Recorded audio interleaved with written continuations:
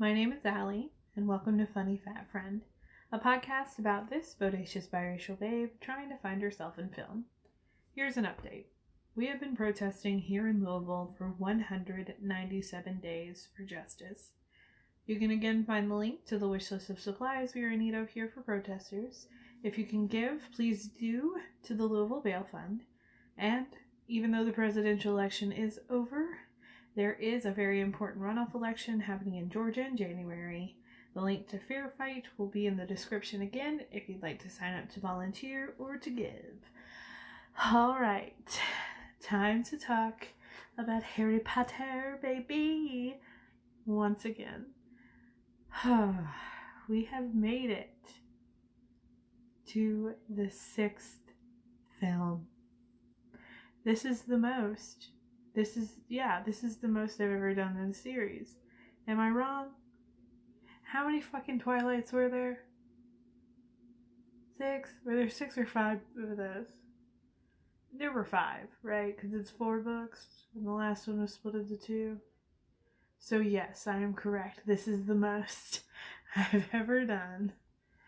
And I have accomplished the goal already, and I didn't even take any weeks off. Alright? I am so tired. These movies are so fucking long. I'm exhausted. But we only have 2 more after this, and I can do it. And I will do it. Thank you for being here. Okay. We are on the 6th film, which is Harry Potter and the Half-Blood Prince. It came out in 2009. Had a budget of $250 million. It made $934.3 million. It was the second highest grossing film of 2009. Number 1 was Avatar, which is the absolute worst. I hate that movie. And I know hate is a very strong word, and I am using it.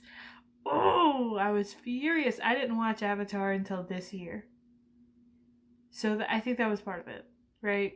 A lot of it was very cool in the theater, I'm sure.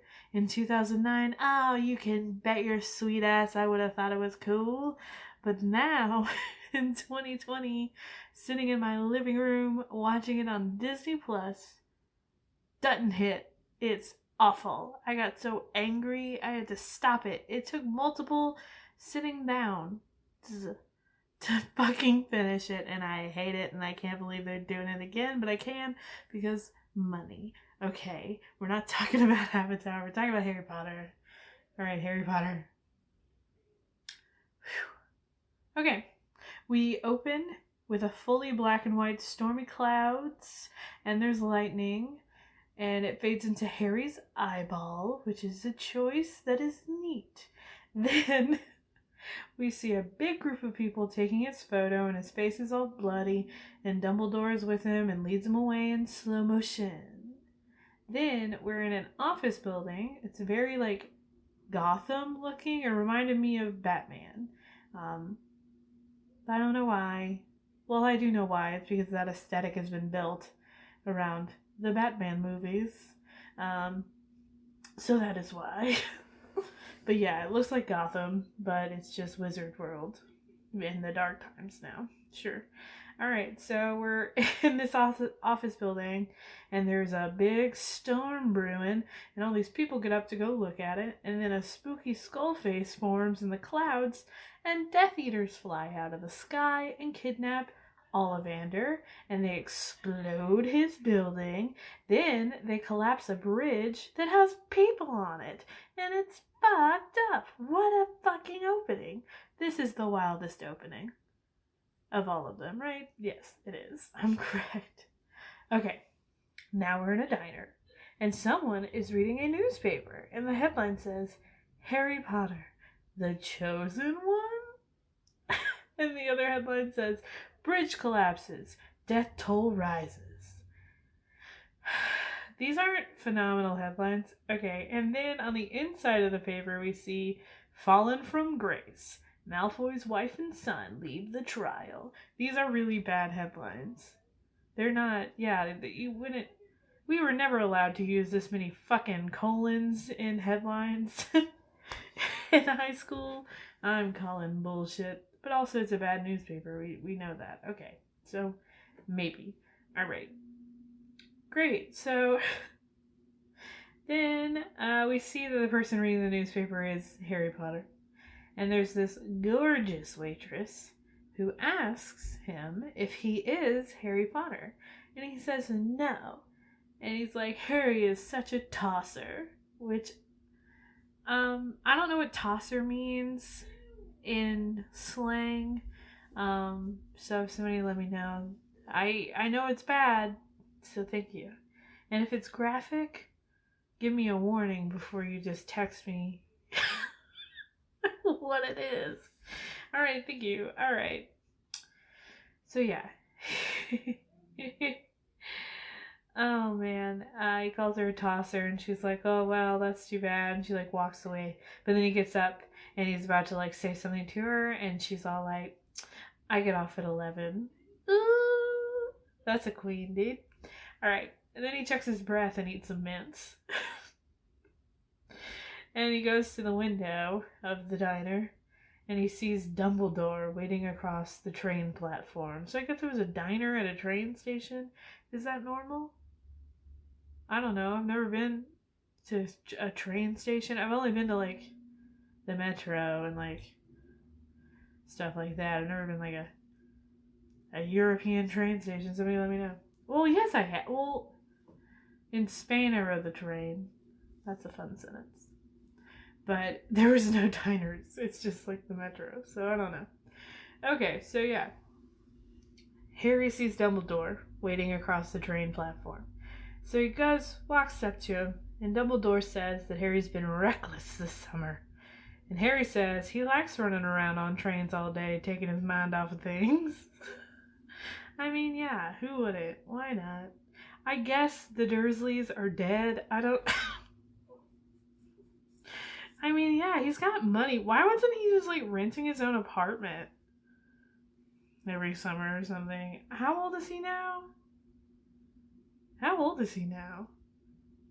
16, 17? I guess, like, 17? That feels right.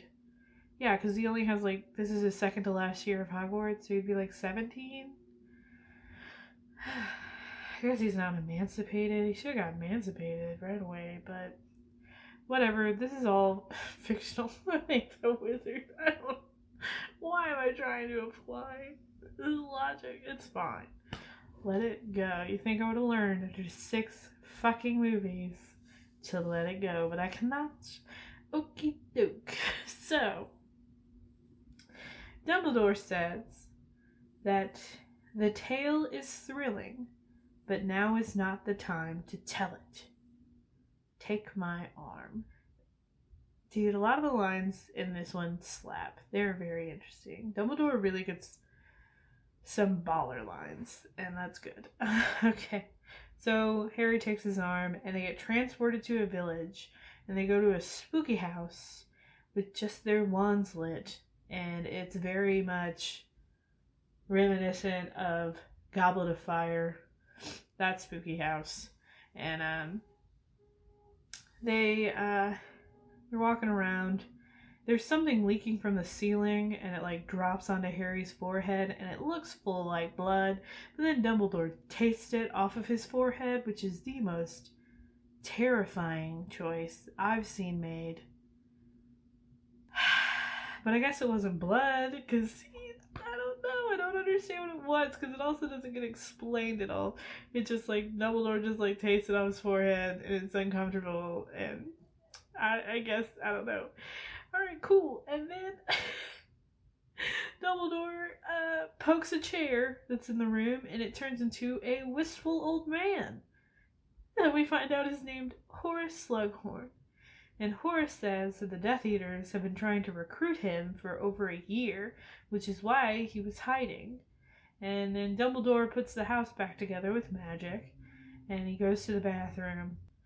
And Horace says, I know why you've come here, and the answer is still no.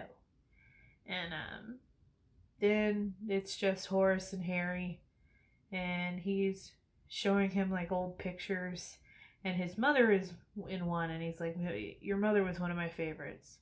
And he like it's like, well, I love teaching her, it's really sweet. So, okay. And then Dumbledore comes out with a magazine and says goodbye and asks if he can have the magazine. And Horace is confused. And like comes out of the house after them and is like, all right, I'll come back to Hogwarts as a professor, but I expect a raise. So, the chaos, the absolute chaos. Okay, cool. Then Dumbledore drops off Harry at the Weasleys, where Ginny is inside, and notices that Harry's Owl and Trunk are there, but Maggie, their mom, doesn't know anything about Harry coming to visit, and neither does Ron. But Harry's just standing outside, looking at Ginny all lovingly through the window. And then comes inside. And oh yeah, Hermione's there too, and I don't know why. And yeah, Ron rubs some toothpaste off of her face. There's a lot of face substances. Yuck. I'm gonna quit. I apologize. If you already clicked off, I understand. Yeah, but I guess it's supposed to be romance tension. It is important later, I guess. Okay, so yeah, there's toothpaste on Hermione's face. Ron gets it off. Wow. Okay. So Ron, Harry, and Hermione are hanging. And apparently Ron's mom was freaked out and said that he and Ginny had no business going back to Hogwarts. And even Hermione's parents knew something was bad that was going on. And so it's very tense. Alright, then we see Bellatrix and Malfoy's mom, Narcissa, go to Snape's house. And she has come to get help for Draco to watch over him as he completes the wishes of the Dark Lord, which had fallen to him now that Lucius is in Azkaban. And Snape agrees and will complete the task for him if he is unable to. And Bellatrix casts an unbreakable bond spell, I guess like setting it in stone, making it an unbreakable bond, or something like that. It was something like that. Alright, cool. Then Fred and George have their own prank store. This one's all over the place. So yeah, Fred and George have their own prank store now, which is really nice for them.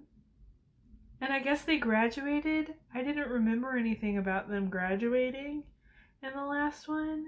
And also they somehow have money. Okay, I guess they have some investor because they're broke and they're children. Oh yeah. But they're also magic, so does it matter if you're broke? Can you be broke? Can't you just magic all the things you need? I don't know. I guess there are limitations. Okay, so yeah, we're in the fun joke store, and we hear that Ginny might be dating a Dean Thomas, which is just such a normal name. It's too normal, right? For all these damn wizards, we have Dean Thomas. That's so normal. And there's also some other hot boy that's staring at Hermione. This is the one about romance, I guess. We got a little bit of a goblet of fire. A little goblet of fire. We got a kiss in the last one. Which I guess Cho Chang is dead now? What happened to her? Did she also graduate? I don't know. I have a lot of questions. Somebody let me know. Maybe it's in the book. Okay. Cool. Alright, they leave the store and they're walking down Diagon Alley, and we can see that the Weasley store is the only one that's like active and happy. And they go by Ollivanders, which is like completely shuttered in dark because, you know, it blew up. And we watch them go in and like look around. And we see Draco and his mother go down Nocturne Alley, which is right next to it, the spooky part of Diagon Alley. And the trio follows them. And they watch them go to a spooky place with other Death Eater types. And there's weapons. And they're spying on them now from a rooftop. They climbed up on a roof somehow. And they're spying from the rooftop until the owner of the shop closes the window. So much mystery afoot. Great. Then we're on the train going back to Hogwarts. I love the train. It's always working. It's good. Okay, we're on the train back to Hogwarts. Harry thinks that Draco has become a Death Eater, but Ron and Hermione don't really think so, somehow. Which is so bonkers. They think he's bad all the time. They think he's like...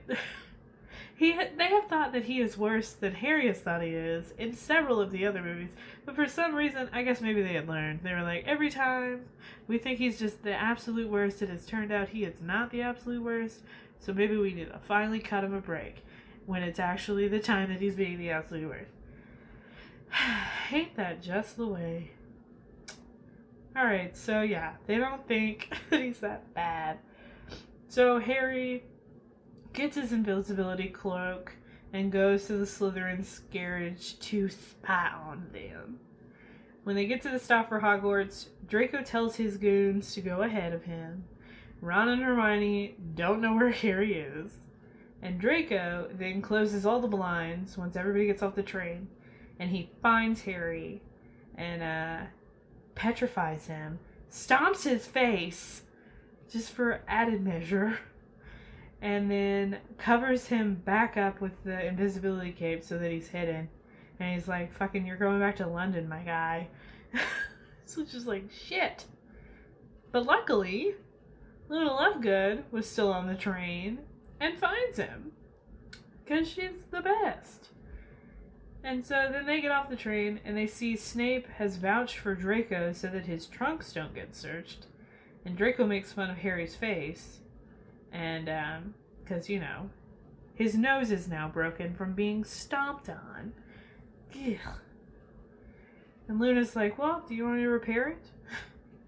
And he's like, sure. So Luna repairs his nose. And he asks how he looks. And she says, exceptionally ordinary. Yes! Queen! Is Luna Lovegood my favorite character? Yes. She is. Alright. Okay. Then we're in the Great Hall. Ron is unfazed by the fact that Harry has disappeared and is chowing down. And Hermione gets upset with him. It's like, stop eating! But then, of course, he shows up right behind her. So Harry is there, and it's great. Dumbledore gives his opening speech. He introduces Horace Slughorn as the new potions professor. And Snape has become the Defense Against the Dark Arts professor. Ooh. Becoming our final Defense Against the Dark Arts professor. Great. We've had a new one all the time. Dumbledore addresses why everyone was searched as they came to the school. He explains that once there was a young man who was just like them, Tom Riddle. And it's a sobering fact that he was just like any of them. Whew. So, they can't be too cautious, you know? The next Tom Riddle could be fucking there. Alright, so then he sends them all off to bed and he goes, pip pip. And it made me so happy. Dumbledore is like, now off to bed. Pip pip. They really just did. They did the best. They did the best they could. They made Dumbledore just the greatest in this one. Just the absolute. And we see why. Because they're villains. You know, they just want to rip our hearts out. Okay, cool. So, while hanging in the crowded hallway between class, McGonagall gets on Harry about not taking potions class since he wants to be an Auror, which I had to look up what the fuck that was. And it's basically a magic cop. So boo. Okay. And she has Harry take Ron with him to go sign up for potions class because she quote says he looks too happy. Damn. McGonagall, yes. All these women are fucking queens. God, what a blessing. Okay. Harry and Ron arrive in potions class, but Slughorn is happy to see them, even though they are late as fuck, and didn't actually sign up for the class. I guess they just walking in is enough. So bonkers. But yeah, Hermione gives them stink eye, and random girl who she said hi to Ron in the joke shop earlier while fancy man was looking at Hermione and Ginny had a boyfriend. All of that stuff. There was some chick who was like, "Hey Ron," and I now know her name is Lavender Brown, so she's in potions class with them, and she's just there lusting. Okay, all right. They don't even have their books yet, but Slughorn lets Harry and Ron just take what they need from the cupboard. And in the cupboard, there's like a real raggedy looking book and a nice new one. And they fight for the nice one, and Ron gets it. And so Harry has this raggedy book. All the while, Hermione is identifying a truth potion and a love potion that Slughorn is holding. And it's rumored, the love potion is rumored to smell differently to everyone. It smells of what attracts them. And she says to her it smells like freshly cut grass, parchment, and spearmint toothpaste. Ooh, toothpaste. Like earlier. Ooh. It's so dumb. Okay, so Slughorn clarifies that the love potion doesn't actually cause love, but powerful infatuation, and is one of the most dangerous potions that exists. He also discusses liquid luck, which he offers as a prize for whoever brews the best living death potion. So they all get to making potions, and Harry opens his textbooks, and it says it used to belong to the Half-Blood Prince. Oh my god, that's the name of this movie. I think this will be significant. Okay, and he notices there are really helpful notes and spells written in the margins that help him brew the best potion, winning him the liquid luck. Dumbledore then has Harry to his office, and he uses his spooky memory pool thingy to show him a memory of Dumbledore going to visit young Tom Riddle in an orphanage. Tom is suspicious of Dumbledore, thinking he's a doctor that is going to treat him for being different. But he advises him that he is a professor at Hogwarts. And Tom says he can make things move and control animals without training them and make people hurt if he wants to. To prove that he is different, Dumbledore lights a wardrobe on fire and reveals something Tom has stolen inside. He tells Tom that thieving is not tolerated at Hogwarts and that he can teach him how to control and use his talents. Then, as Dumbledore is leaving, Tom adds that he can speak to snakes. They find him and whisper things, which visibly shakes Dumbledore. And then the memory ends. And, I don't know. I still don't really know the significance of this memory. I guess it was like to maybe try and humanize Tom. I don't know. I haven't figured it out. The purpose. Maybe it's clear. Or maybe I'm just missing it, you know? I get some things, I don't get everything. And that's alright. If somebody wants to explain it to me, that'd be great. Why did we watch that memory? I don't know. Okay. Great. Alright, then we have Gryffindor Quidditch tryouts, where Ron is trying out for keeper against Hunky McHunkerson, Cormac McLaggen. McLaggen? Yeah, McLaggen. Who has a thing for Hermione. So he was in the bookstore pining after Hermione. And Ron has a bit of a rough show at first in the tryouts, but Hermione intervenes and sabotages Cormac, and Ron gets the spot, and Lavender fawns all over him.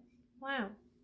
Right, back in the Gryffindor common room, Harry's looking over his potions book, and Hermione gets mad at him for keeping it since it's basically a cheat sheet, and she wants to know who it used to belong to, but Harry won't let her have it, saying it's because the binding is fragile. But Ginny pulls it out from under his arm and reveals that it's from the Half-Blood Prince. Hermione goes to the library, but of course is unable to find anything about a Half-Blood Prince.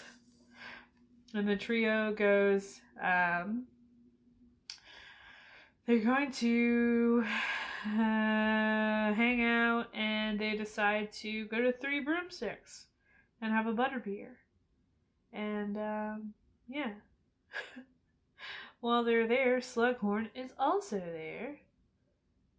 And we find out Harry asked his friends to go there because he saw Slughorn headed there, and Dumbledore has asked him to get to know him better. And we also see that Malfoy is creeping around too. And then we see Ginny and that man Dean holding hands, and then they make out, which grosses out Ron. And we see a little twinge of sad in Harry's face too. So we're getting that budding inkling of romance. And then Slughorn comes over, and he invites Harry and Hermione to a dinner party, and not Ron. And he's a little bit sloshed.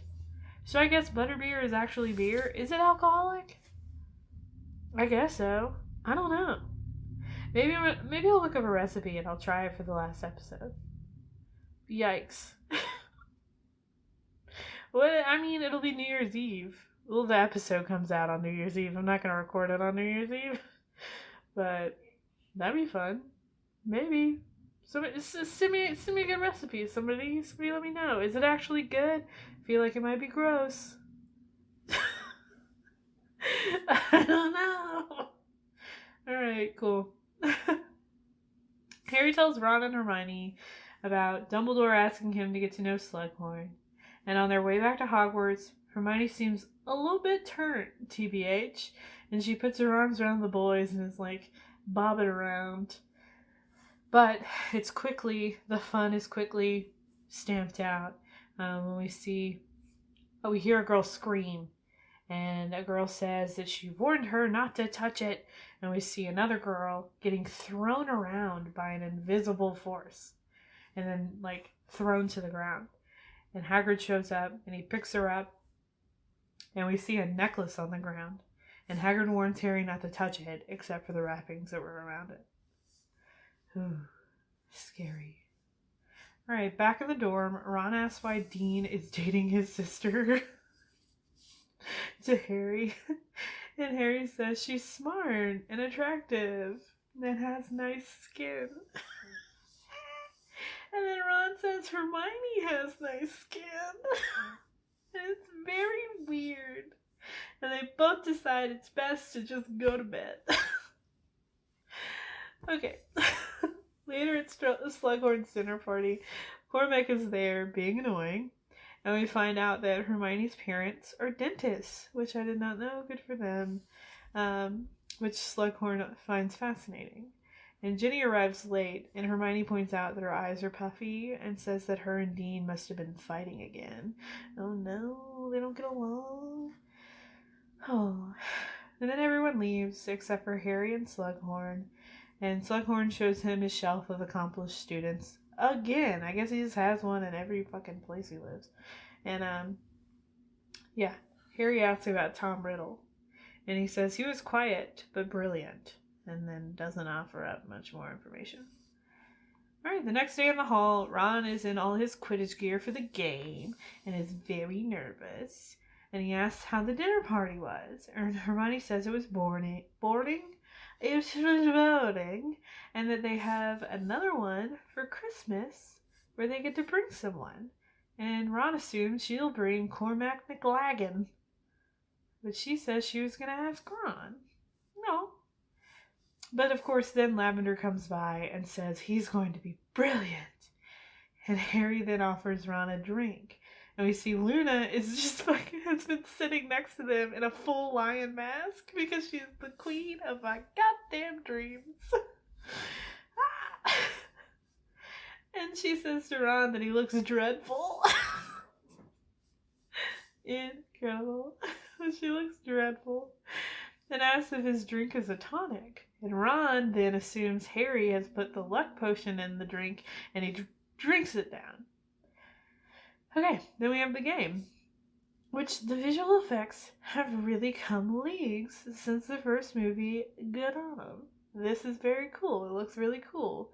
And Ron is amazing in the game, and everyone celebrates him after.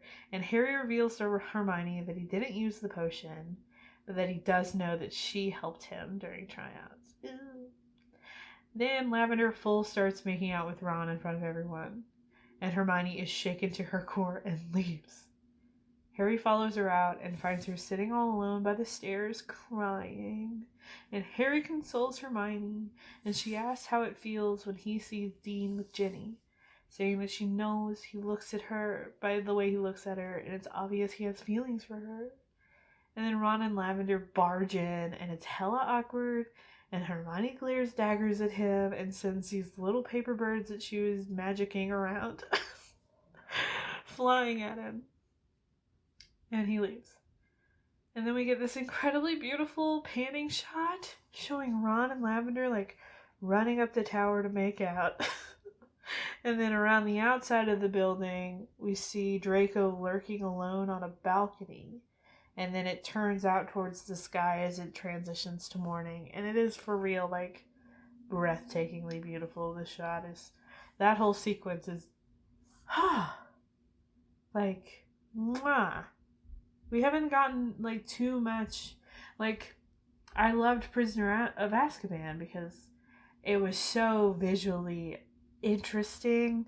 The way we were looking at things, the way it transitioned, it was, like, unexpected and really engaging, and we're getting more of that again. I think in a broader way. I don't think the shots are as, like, surprising as they were in Azkaban, but they are super visually striking and beautiful in this one. Maybe even more so. Definitely more so even than any of the others to this point, I think. Is like the beauty of them, the construction of them, I think. Mwah. Good job. The cinematographer really fucking went off on it. And good for them. Okay. Great.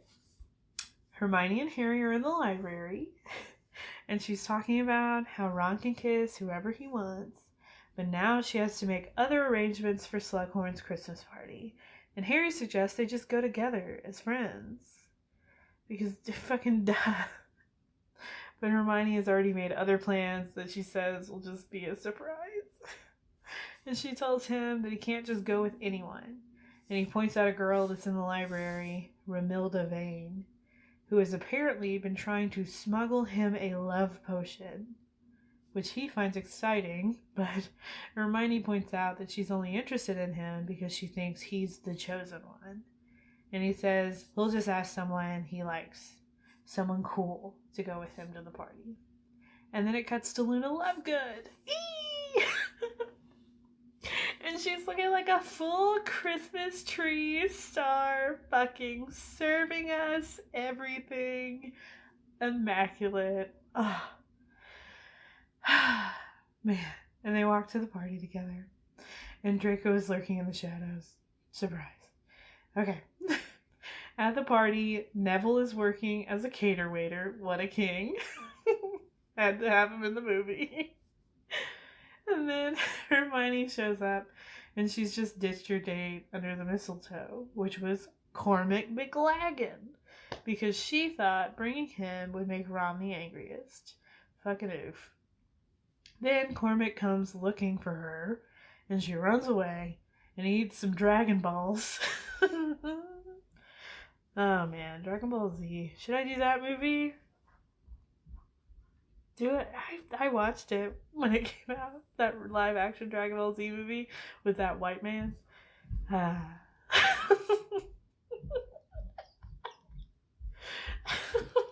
man, I went crack myself up just thinking about the existence of that Dragon Ball Z movie. Whew, okay. I think Cormac was also thinking about that Dragon Ball Z movie because Snape walks in and then Cormac throws up on his shoes. Whew. Alright, comedy is not dead. Okay. So yeah, throwing up on Snape results in him getting a month's detention. And then Snape tells Harry that Dumbledore wishes him a happy holiday and that he's traveling and won't be back until term resumes. Then Draco is dragged into the party by Filch and he is accused of lurking, literally lurking, in the hall and claims to have been invited to the party, but he admits that he was crashing and Snape escorts him out. And in the hallway, he says that maybe he hexed that girl and what's it to him? Which is out of nowhere, really. And Snape says he made an unbreakable vow to protect him, but Draco doesn't think that he needs protecting. And Snape says it's obvious that Draco is afraid. But he goes, now is not, but Draco is like, no. And it's my moment. And he storms off. And we see that Harry done did eavesdrop on him the whole time. So he knows something's up. Great. Now it's the holidays. And Ron and Harry are traveling to his house. And on the train, Harry tells Ron he heard Snape say unbreakable vow. And Ron says something dumb about it sounds like that vow is unbreakable. And it's sad how dumb Ron is. Like, Ron has, like, almost no character development. It's just, like, this goofy, like, one-dimensional dude. And that's too bad, because I heard that, yeah, that he's, like, presented, he's not this way in the books. That the movie, like, made him into this caricature, and that's too bad. I don't know. Okay, so while they're talking, Lavender comes and fogs up their window to write a message. And it's like a heart with an R and an L in it. Wow. Ugh. Okay. Alright. Then they get home, and Harry's spending Christmas with the Weasleys. And he's suspicious of Draco, and the other members of the Order come to visit, and they, like, dismiss him being suspicious because Dumbledore trusts Snape, and they trust Dumbledore. But Arthur Weasley does reveal that the Malfoys have been interested in a vanishing cabinet. So, for why? Alright, cool. Then Ginny feeds Harry a cake at one point, and it's weird. And then Ron comes and sits between them again. Because jokes, I guess. But while they're all saying goodbye to Lupin and Tonks, and Ginny and Harry have some fucking sexual tension in the next room, fire rains down from the sky, and Harry runs into it because it's Bellatrix, and we can hear her yelling, "I killed Sirius Black, come and get me." Ooh. And then, because Harry ran, Ginny follows him, and Death Eater tries to get her, but Harry stops it, and together they defend themselves really well against the Death Eaters. And then they run back to the house once the Death Eaters leave. And we see that it has been burned down. And, like, poor Maggie is standing outside of it, all so sad. And it's fucking mean, dude. They didn't need to do that. What was the benefit? I guess it was just to, like, let them know no place is safe. Ah, God, it's fucked. Fuck. Where are they gonna stay now? Shit, where are they gonna stay? I don't know. Okay. Okay, back at Hogwarts, Ron is still being overloved by Lavender, and Dumbledore asks Harry to retrieve a memory of Voldemort from Slughorn. And when Harry asks Slughorn about magics that they aren't supposed to know as students, Slughorn figures out what he's trying to do, and it just falls apart. And so Harry goes back to the dorm, and Ron is fucked up, dude. He's just like all goobery, and his eyes are weird, and we see that he has eaten a bunch of chocolates that were left for Harry, and it is gathered they were left by that girl who was trying to sneak him a love potion, and looks like she did not succeed in slipping it to him, but to Ron. So Ron has ate a bunch of love potion. So Harry takes him to see Slughorn to get him cured, and Slughorn is able to cure him. And the trio celebrate with some mead that Slughorn has, but Ron gets poisoned, and it forces Harry to have to save his life. And after Harry revives him, Ron goes, "These girls are gonna kill me." Bum. In creds. Cool. Then in the infirmary, Dumbledore, McGonagall, Snape, and Slughorn show up to investigate. And Slughorn says the mead that he received was a gift, and he actually had intended to re-gift it to Dumbledore. So it's like, ooh. So were they trying to poison Slughorn, or were they trying to poison a Dumbledore? And while Ron is laying half asleep, Lavender shows up and is like bitchy towards Hermione because women have to hate each other, I guess. And Ron murmurs Hermione's name while he's like half asleep, and it makes Lavender end their relationship and run away. But Ron doesn't remember saying it later. So, I don't know. Can you be blamed? Also, I say bonkers things in my sleep all the time. I'm a big sleep talker. And I don't think anything I've ever said has meant anything at all. But okay. Great. Then we're back in the hall, and the girl that was cursed earlier is also back.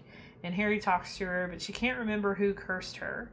But she looks extremely intense when Draco walks up. And Draco, runs away, and Harry confronts him while he's crying in the bathroom. Which is very intense. And he confronts him about the poison mead and curse necklace, and they duel.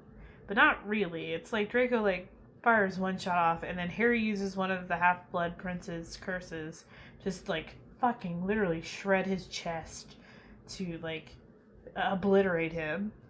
And it severely injures Malfoy, and it was called Sectum Sempra, I think is what he said. I don't know. But luckily he's saved by Snape, because he's literally bleeding out on the ground in the bathroom. That's very bad. And fearing that the book contains a lot of fucking dark magic, Ginny and Harry hide it in the room of requirement to, keep anybody from getting it and keep himself from learning more evil. And then while they're in the room of requirement, they share their first kiss. Ain't nothing to say romance like a room full of fucking hoarded shit. But okay. Alright. Okay. Then Harry uses his liquid luck potion to convince Slughorn to go with him to see Hagrid, who is mourning the death of his giant spider friend, R.I.P. What is his name? Mort or something? I don't think it was Mort. But, I don't know. Big spider boy. He did.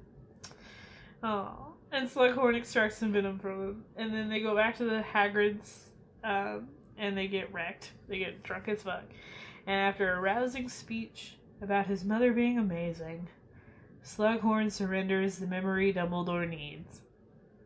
And Harry takes it to Dumbledore.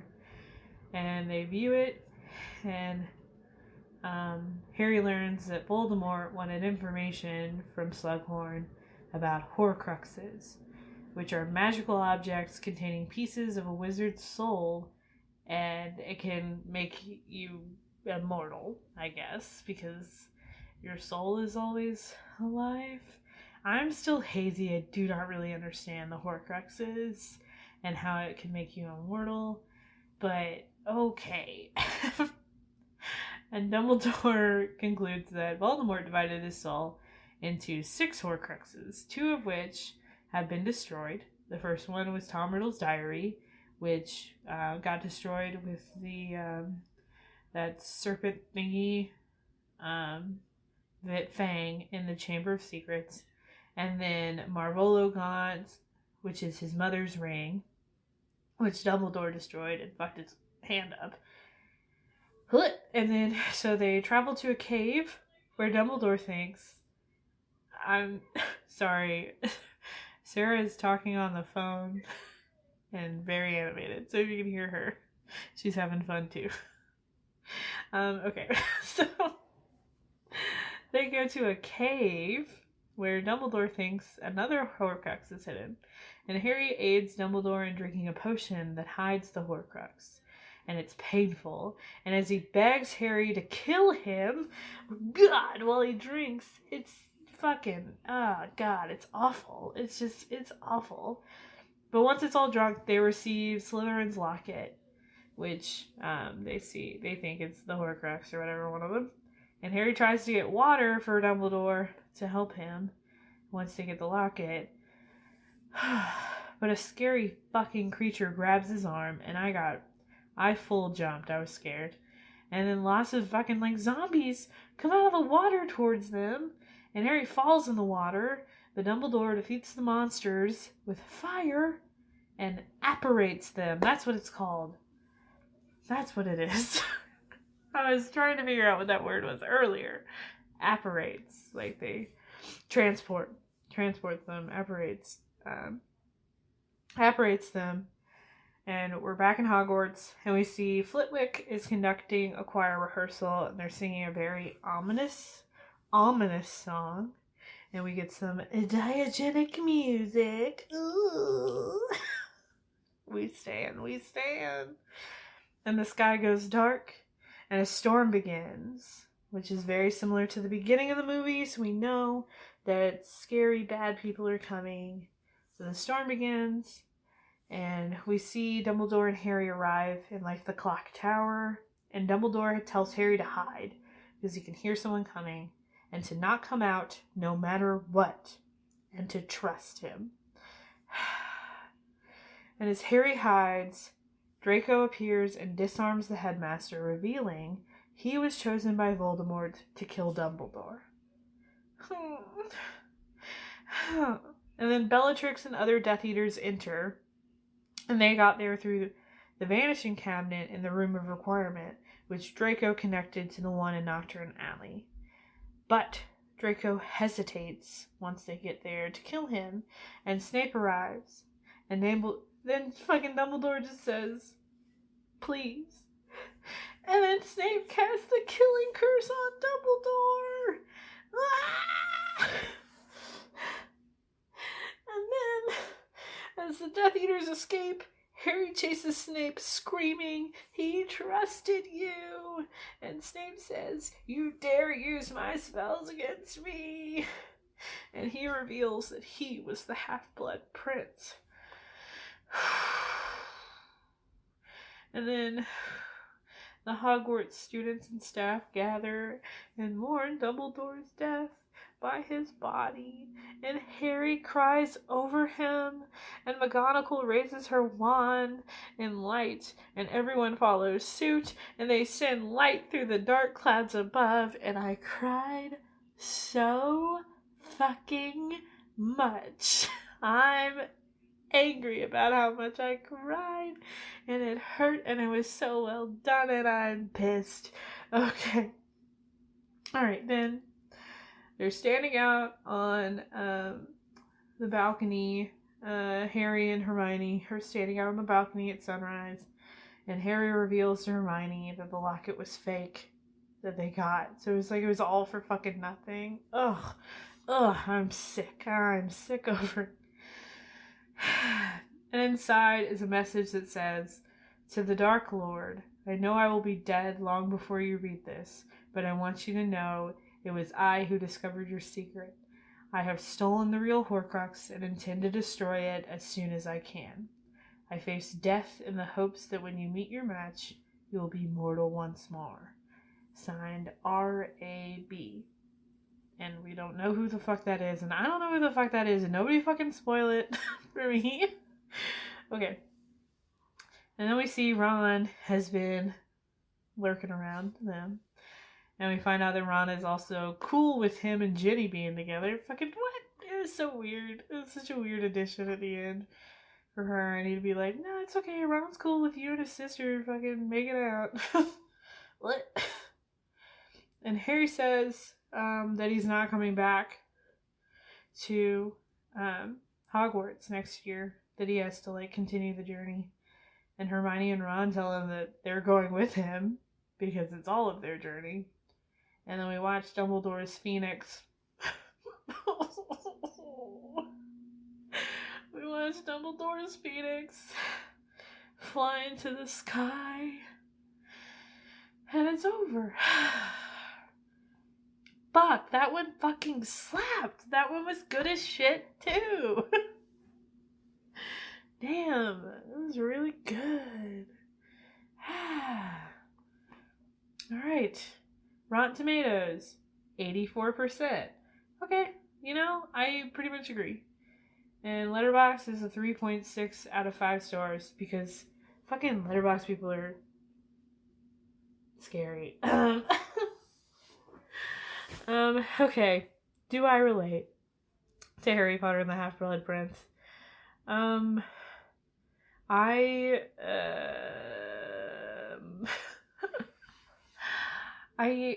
don't know. That this one is tougher. The other ones were more cut and dry. I relate to how much more tapped into like real human emotion this one was, right? There was a lot more real human struggle and like relationship issues, like interpersonal issues that had nothing to do with like wild magic happening while there was still like wild magic stuff happening. I think they finally found like a really, really smart and wonderful balance between those. I don't know how well it is in the books. I'm sure it's even like better in the books, and so they were probably just capturing it more for the first time in this one. And also they're all like older, so it makes more sense, I suppose. Well, it doesn't make more sense. It's just probably easier to capture because we see it more in media, capturing this like relationship issues and like interpersonal, like not even, and when I say relationship, I don't even mean like romantic. It's like the relationship between Harry and Dumbledore being more realistic and formed, and the relationship between all of the professors and even like one-off characters and stuff. It was just much more relatable and interesting. Which you can have all of that with kids too. I mean, like kids are dynamic and interesting, but they just didn't do that in the first few. And that's too bad. But this one slaps in that department. So yeah, it was easier to relate to this one, just like on a humanist living in the world and knowing other people and like cherishing other people and having mentors and things like that I care for, relate to. One way I don't relate, there's one person of color. And it's the waitress in the beginning. Fuck. So that's bad. Alright, cool. Yikes, come on. I mean, this movie was essentially in black and white, so it was like, come on.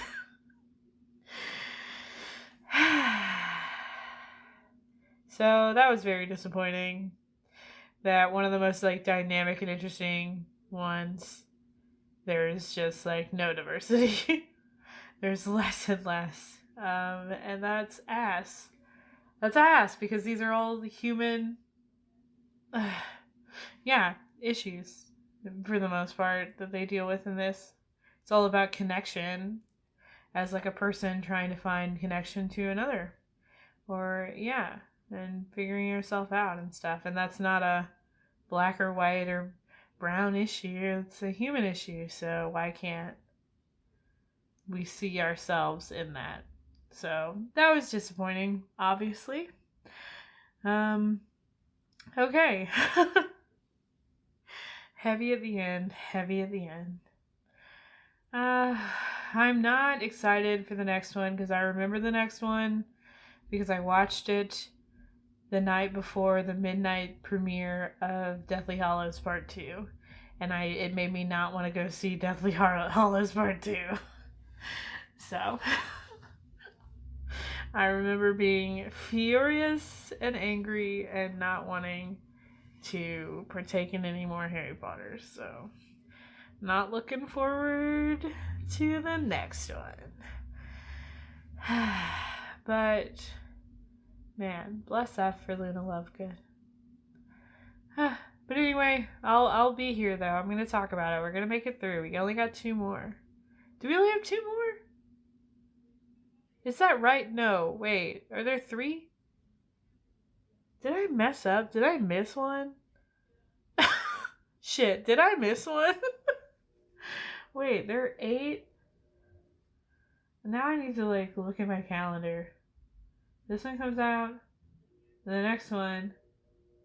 Wait. Oh damn. I think I did math wrong. I think I'm gonna finish these. Oh yeah, I'll finish these before the end of the year. Maybe I just won't put one out Christmas week. Maybe that's gonna be the way it is. It looks like that's gonna be the way it is. Man, I thought I was so clever. Because there were 8 movies, and I thought there were 8 weeks left in the year when I started it. But I think I did the math wrong. Or maybe I did it, and I don't want to sit here trying to figure it out and talking for even longer. Because y'all don't need to be a part of this. It's fine. Everybody's fine. Okay. So, I will talk at you next week. We're doing Deathly Hallows Part 1. Alright? What a fucking dream. And I've been your friendly neighborhood fat friend, Allie. And I would gobble up some Dragon Balls. Oh no! So stupid! Oh my god. But I would eat some Dragon Balls and throw them up on someone's shoes. For your love. Any day. Alright, I'll talk at you next time. Bye.